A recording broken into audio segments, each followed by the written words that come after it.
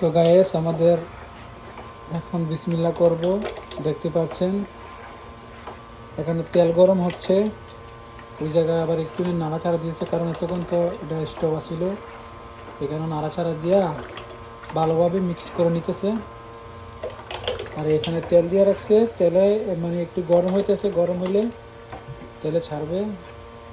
একটু অপেক্ষা করেন, কারণ ভালো কিছু খাইতে হলে ধৈর্য ধরে ভিডিও দেখতে হয়, বুঝছেন? আপনারা তো ধৈর্য ধরে ভিডিও দেখেন না, ভিডিওটা সামনে আসলে ধাক্কা দিয়ে উপরে দিয়ে দেন। তো কীভাবে পিঠাগুলা তৈরি করে একটু দেখুন মনোযোগ দেওয়া, কারণ আপনি নিজের রুমে বসে আমাদের মতন তৈরি করে খাইতে পারবেন। কারণ ভাই আজকা মনে চাইলে সব কিছু করা যায় না, কিছু শিখতে হয়। ধৈর্য সহকারে আমাদের এই ভিডিওটা দেখুন, স্কিপ করবেন না প্লিজ ভাইয়া। লাইক কমেন্ট শেয়ার করবেন যদি ভিডিওটা ভালো লাগে থাকে।